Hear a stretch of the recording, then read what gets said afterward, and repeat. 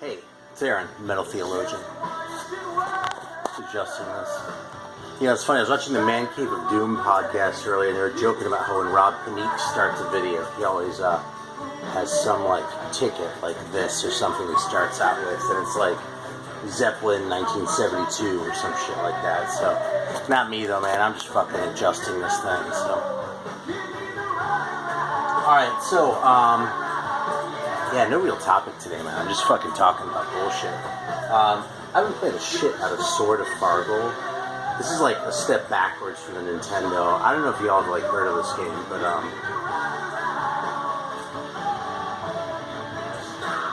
my younger boy actually gave me a C64 Mini. It's one of these things. Can you see that? I don't want to like fuck with it too much, but it's like a mini Commodore 64. Except I guess it isn't officially licensed from whoever has the rights, so it's called C64. But basically, it comes with a bunch of ROMs. But sort of the real benefit is that you can put your own on there. So I can play these old fucking Commodore games on my TV in the living room now. And, you know, a lot of them haven't aged very well. You know, some of these games that I was into, it's like, yeah, this is really kind of lame. And it's sort of like the Atari games. But some of the other ones, like Impossible Mission, man, I still fucking love that game, and I played the shit out of it. I played it so much that I, like, filled the leaderboard up, like, twice. In, like, a week, too. Like, I was playing, like, 3 or 4 times a day all the way through, you know, so. And so now I just discovered this game that I actually didn't know back in the day called Sword of Fargle. And it's, like, a super primitive, roguelike. Here, let me see if I can get a little closer. Because these graphics are just so fucking awesome. Some of y'all, I think, will get a kick out of this. I have to be careful which camera I use because my phone's a little beefed, but check that shit out. So basically there are these little mazes that are sort of like procedurally generated, you know, and you have to like find different things, and I mean, I guess the object is you have to find some sort of sword and bring it back out of the dungeon, but I haven't gotten that far yet. I always get my ass handed to me before that because it's actually kind of a hard game. But, yeah, but it's fun, man, and it's great to sit there and listen to fucking records, like this Tsunami record, which is actually kind of lame, but I pulled it out because I hadn't heard it in a while, and I listened to the first, as happens so often with these kinds of fucking records. I pulled it out, played the first song, and went, yeah, you know something, this is as lame as I remembered it. Then it kind of goes on, and I'm like, yeah, this kind of is as lame as I remember it, you know. And that level of lame is like, it's not bad. I mean, it's an enjoyable record. It's a 6 out of 10, you know. But it's not great. You know what is great, and what you should run out and get right away, is this.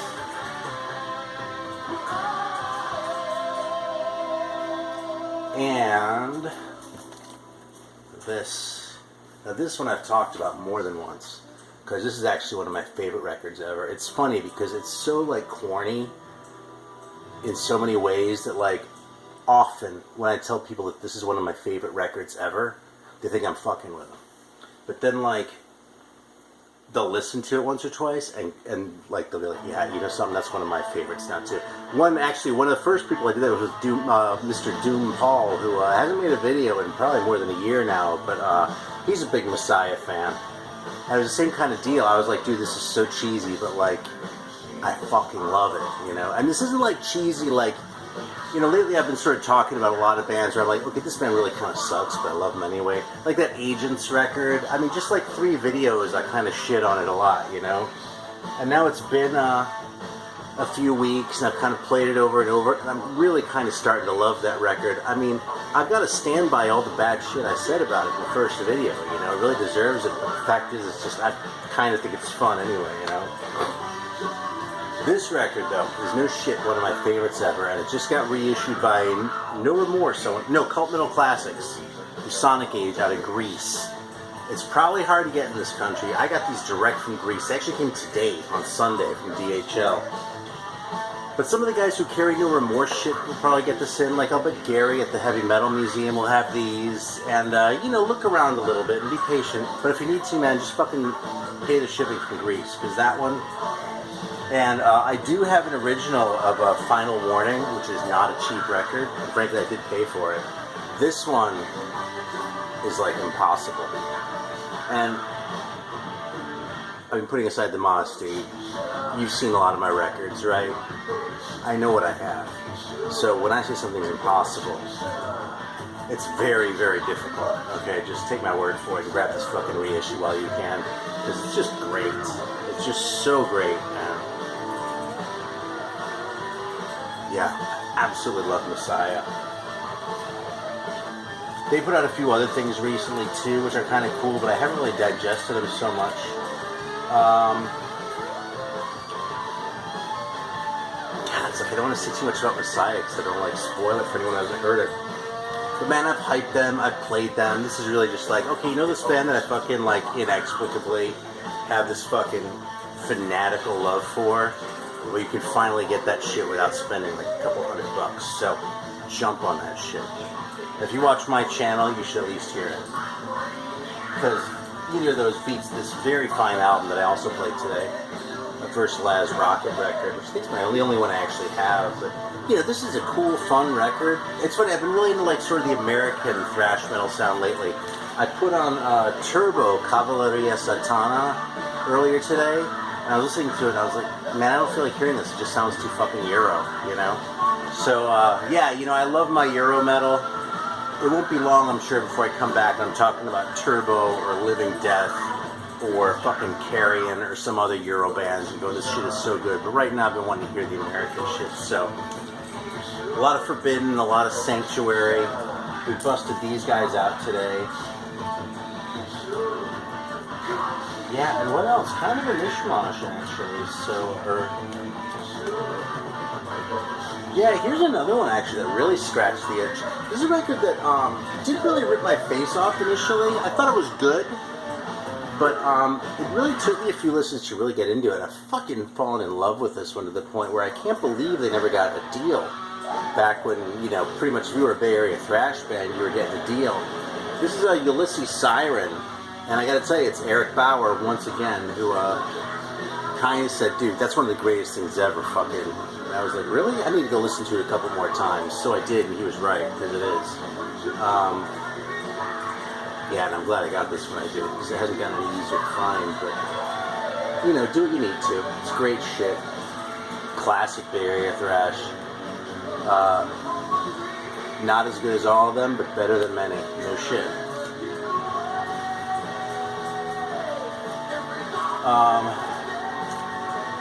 Man, it's all been obscure shit, so this is going to be one of those videos. Alright, here's one for Scott, though, for Scott Waters, because I finally give this another chance. Got this from Hell's Headbangers. This is the reissue on High Roller. Now, apparently the original version didn't have Fuck Gaddafi on it as a bonus track, and I kind of wish this one didn't either, because I'll tell you something, man. If there's one thing about 80s metal that was bad, even worse than glam, it was that kind of right-wing jingoistic shit. And given what happened, you know, it's funny, when I put this on and listened to it, I just talked with had a talk with my younger boy about,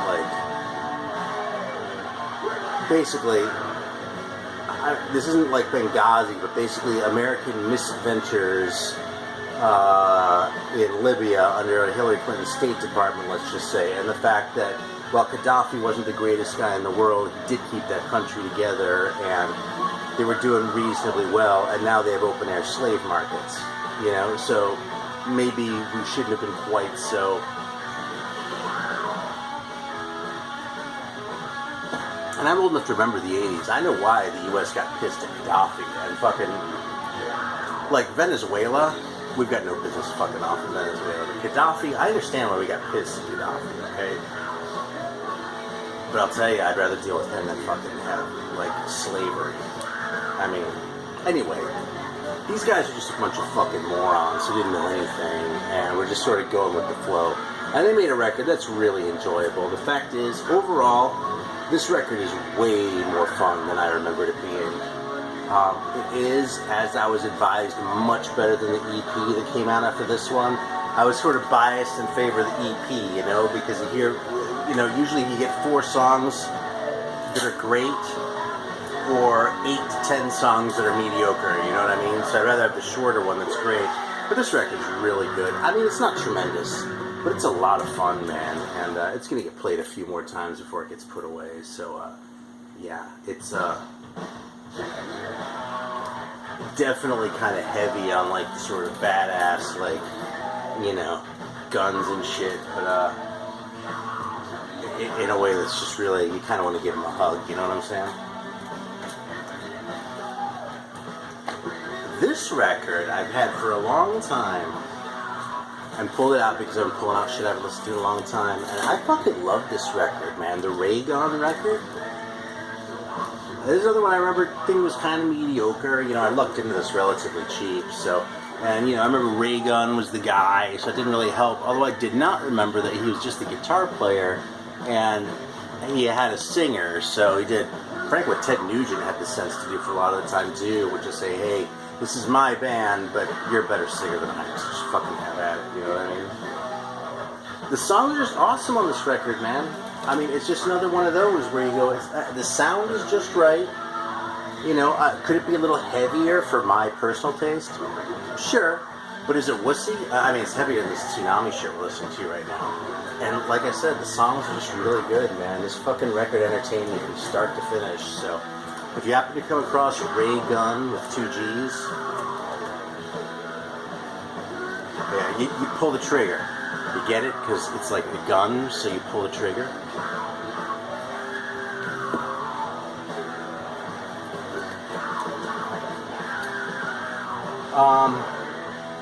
If you want to go down the step from Regan, listen to another one that's good, but not as good as Regan. You can go for Rough Cut. Fight for the Right. Yeah, this record's really something. I mean, you kind of gotta like the fact that they're a 3-piece. They have 5 songs which are repeated on both sides, and the songs on both labels of the record, and also right here, are listed in the wrong order. You'd think out of 3 tries they might have gotten it once, but no. But you know, you look at this guy, and you go, that's some pretty first-rate dork here, and that's a good sign when you're looking for a metal record, right? No mustaches, but it's also an American band, so, you know, we can forgive that.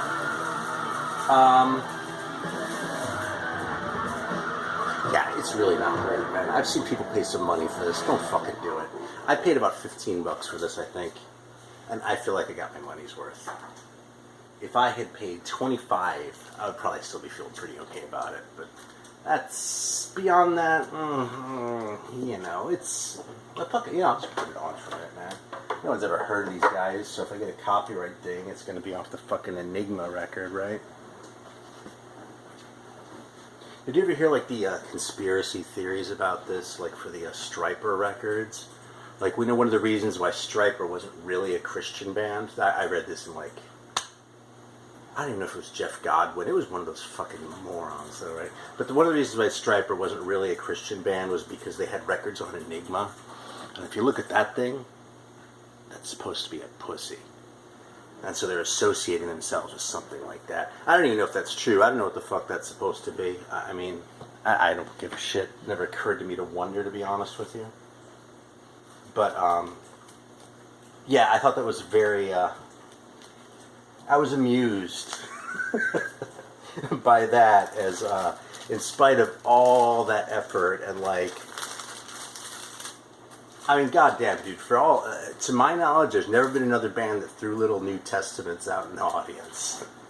There have been a lot of Jesus metal bands, but I only know one that actually, like, threw Bibles out in the audience. But it was all fake, and you can tell because they were on Enigma. They were just trying to fool good Christians so you'd be falling into the clutches of Satan. That's what it was, man. There's some Jeff Godwin videos on YouTube, actually, that guy. Actually, I was a little disappointed because he's actually really a tool. And, like, if you read his books, his writing style is so, like, laughably extreme. I mean, I've literally, maybe a little marijuana, but I've literally, like, read those books and just, like, fucking laughed and laughed, you know? But when he's actually sitting there talking, I mean, he's funny, okay? But he sets your expectations a little bit higher with his prose, you know what I'm saying? Probably nobody knows who the fuck I'm talking about, except, again, Scott. And I know Scott thinks he's an asshole. He's probably too nice to say so in a video, but... Anyway, so let's listen to the secular band Rough Cut.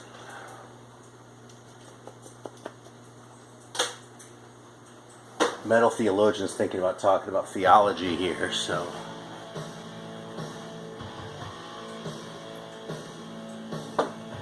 Maybe I should steer myself away. I've already touched on, like, U.S. foreign policy, so... and mistakes I feel like we made.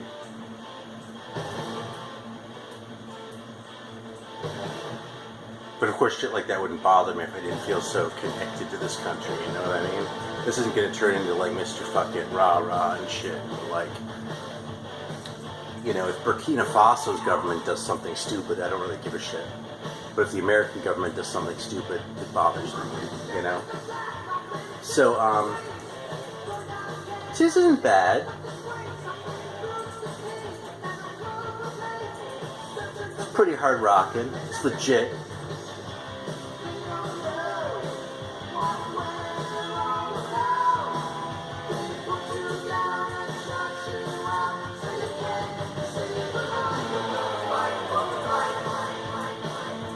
You want to get into theology? Let's get into theology for a second. I got an email today from one of the boomers in my life who clearly spends too much time on Facebook. And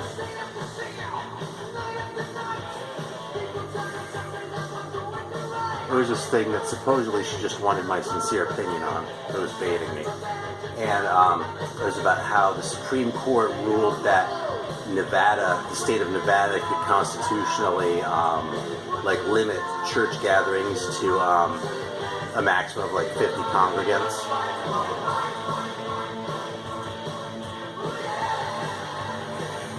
And the implication of that thing was that, oh my God, Christianity's under attack. This is something the Democrats are doing to fucking, you know, to try and assault Christianity and that sort of thing. And I gotta be honest, I got really fucking angry. And it's not, you know something, I don't care if people agree with the thing or not, okay? But the fact is, to pretend, especially when there's a pandemic, that people are trying to manage. You can argue with how they're managing the pandemic. God, there's so much shit you can complain about. But to pretend that it's a fucking assault on Christianity, I think is not only wrong-headed and stupid and ungrateful, given how much we care about religious freedom in this country. And I say this as an unbeliever, okay? We care about religious freedom a lot. But to pretend that Christians are persecuted in this country, I think is arguably blasphemous. Because it's an insult to, like, the true martyrs. You know what I mean? You read about, like, Polycarp, or you read about Stephen, right? Saint Stephen, Saint Justin Martyr. You know, Clement of Rome. You read about guys like this, and then, like, there isn't a Christmas tree in front of City Hall and people pretend that's persecution. It's like, dude, get a grip, but it's like, you need a grip with both hands before you're even getting started. You know what I'm saying? So that's what we do. And I'm not kidding about the blasphemy thing. I really do think it's blasphemous to the memory of the holy martyrs, if we're going to be that way. And I want to be clear about something else too, since I'm talking about this. I always joke about how I can talk more about theology than I ever do as a metal theologian, and I'm starting to do it. Let me tell you something. I'm very sympathetic to the issue about of the idea of limiting church attendance in any way or another, especially for Catholic and Orthodox, because with Protestants, obviously, church is important to Protestants, okay? But if you're Orthodox or you're Catholic, and you believe that the Holy Communion, that the Eucharist is the true presence, it's the real body and blood of Christ, you can't receive that through Zoom. And that's the centerpiece of the faith. The entire divine liturgy, or the Mass, depending on which way you fall with that, culminates in the consecration of the Eucharist. in the transubstantiation of the bread and the wine into the body and blood of Christ. And you can watch that on the video, but you can't partake of that. And I understand how important that is and how theologically significant that is. And that is a huge thing. So I am very, very sympathetic. It's very high on the list of things that like really actually upset me as far as problems caused by the pandemic. You know what I mean? But that doesn't have anything to do with persecution. That has to do with the reality of the situation that may or may not be being handled well. I'm not even going there. But it's not about fucking persecution. So don't fucking pretend it is. The only reason I go a little easier, I'm a little less sympathetic to the Protestants on this count, incidentally, is because most Protestant denominations believe that it's symbolic. And if it's symbolic, it's easier to do over Zoom. You know what I mean? At the end, if you've ever been to a Jewish service, at the end you break the challah and you have some a little bit of wine with that. And my sense of the Protestant communion is that it's maybe a little bit more sort of religiously intense than that, but it is in remembrance, which is scriptural. You know what I mean? Jesus says, "Do this in remembrance of me," right? But if you really believe in the true presence of the body and blood of Christ, you can't get that if you're not going to church, and you can't do that without a congregation and without that sort of communal participation in that. And I really get it if that upsets people. I really, really get that. Boy, that was a serious one. I hope I don't delete this one later. Don't leave me shitty comments. If you want to engage and argue with me, that's cool. But like, one of my live streams, I got a little bit political, like more than this. And some guy started arguing with me about something that was frankly dumb. And I was like, dude, I'm just going to delete this, or take this video off because I don't want to. It's the only one I've actually removed. Here's another record. Distracted with the Grail, because this was rare too. Keepers of the Sword by Saber, not to be confused with Saber from Cleveland. These guys were actually military guys who were stationed in Germany. So this is a U.S. record, pressed in Germany, and recorded in Karlsruhe, West Germany, because it's that old, right? Look at those guys. Not a lot of long hair, though. Can you guess why? But we do have a mustache, actually. But we have some pretty good mustaches. You can't see them too well because the picture's too small.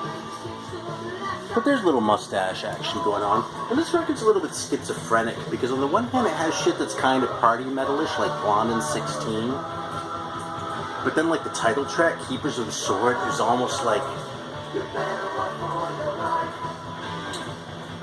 Anthem isn't the word I'm looking for, but it's like this kind of serious... It kind of vibes like Medieval Steel a little bit, where it's sort of like in awe of its subject matter. It's like they're really serious about this sacred sword or something like that. And, you know? And I kind of love it for that, you know? Dragon is kind of like that too, and like Knight of the Axe, but then like Such a High rock and roll is a lot more sort of lighthearted, you know? So these guys really kind of do come off as a band who are just sort of dabbling in a bunch of different things and do a record together with what the material was, and it wasn't necessarily super cohesive, but it's fucking fun. That's a cool record, and I'd actually like to see this get reissued someday.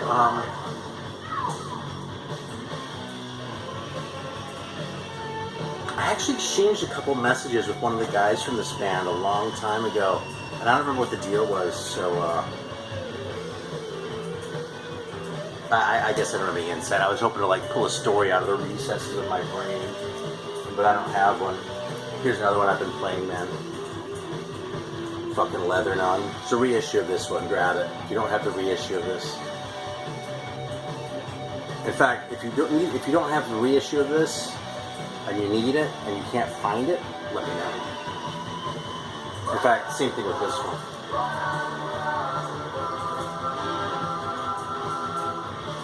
Because these are two of my favorite fucking records ever. God, I'm really showing some like, some heavy hitting records, but just like some records that I really, really love. Graven Image, the original People in Hell Want Ice Waters, 2 songs. That's wonderful. Every note on this is perfect. Absolutely great record. Yeah, Leather Nun from Jacksonville. Just awesome. Awesome shit, man. My favorite songs are probably Fool's Way Out, Leather Nun, Take the Night, Another Bite, Taken Ground, and Mental Asylum, which is about 2/3 of the album. And I like the other songs too. Those are just my favorites. What else do we have in here?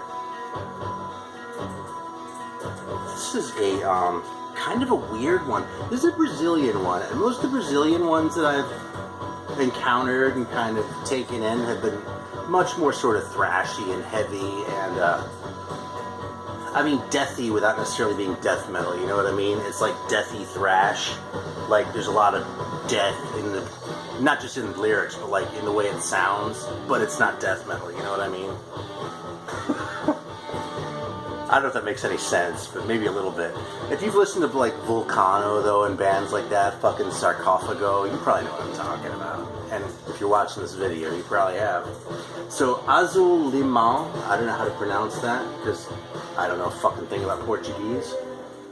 This record is a lot more of a sort of traditional metal record. But the writing is just weird. Like the riffs don't quite go where you expect them to, and it's like one of those records where I'll be sitting there playing my stupid ass video game, I'm listening to it, and I sort of go, you know what I mean? I'll play some one. Because it keeps doing these little weird things, you know? It's an unusual record. And a lot of fun, man. Fucking love this record. Yeah, I'd like to get more. This is the only thing I know by them, the only thing I have. And this is Renee. Renee didn't even show this record. Renee from Spain, Pulspa Metal. But he did this video on like Argentine bands. And I started going, oh man, it's been a while since I went to South America. I don't have anything from Argentina. Like I didn't have this Lethal record, which is great. Which I got from a guy in Sweden, by the way. That's why the internet's great. I'm in the U.S. I'm in South Carolina. I get in touch with a dude in Sweden so he can send me a record from Argentina. Gotta love it. So, yeah, this is like a really solid thrash record, but it has a real sort of dirty edge to it. Like, look at these guys, man. This doesn't look like this was their college band. You know what I mean? And I love it for that. Like, the way this guy looks, that's pretty much how the record sounds. So, yeah. Recommend Lethal. Not quite as strongly as Azul Limão if you're looking for something new, something you haven't heard before. But if you just want a fucking solid thrashy record, Lethal's fucking gonna have it for you. And actually, on that note, let me actually bust this one out too. Because this is a very recent reissue that I had no idea existed. Another one from Hell's Headbangers, but this Witchhammer record. Not to be confused with Hammer Witch, whom I discussed a few videos ago. But this is, I want to say it's a Greek reissue, but it's a Swedish band. It's a thrash band from Sweden. And it's 1990. And it's just really good, man. The songs are really good, man. It holds my attention. Like the little intros in that all have their place. It is lacking in mustaches. But you know, some of that whole back cover photo is kind of crap anyway. And you know something? A lot of these photos are kind of crap anyway. So what the hell, man? That cover, at the very least, gets an A for effort. And so does the record, because the record is a lot of fun. And I'm probably going to play it again when we're done with this right here.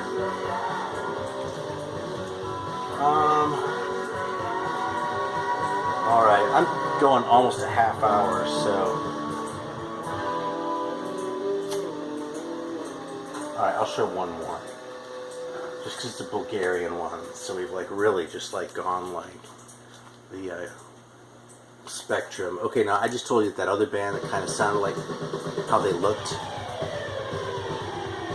Awesome cover, right? Impulse. What's it called? Gladiator? Yeah. Look at these guys. Alright, now this record is not as tough as this guy looks, okay? It is pretty speedy when it's speedy. It has some kind of, you know, I don't quite say wimpy songs on it, but,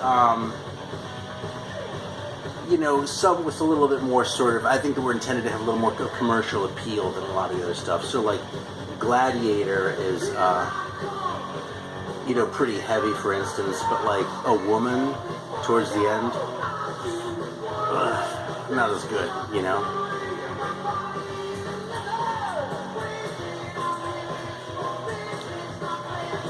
Cool record, though, man, when you don't come across every day. And, oh, yeah, hang on. Is this the one that's signed? No, shit. No, it was my Paradisial Hell one.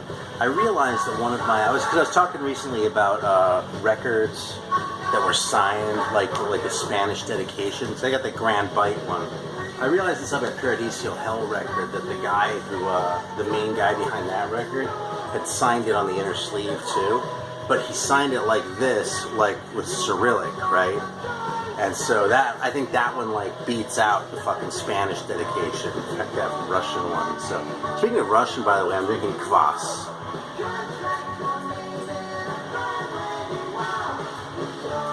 Which is good shit. And, yeah, you know something, I have a bunch more, dude, but I've been going a fucking half hour, so I'll just have to make another video sometime soon. Thank you for watching.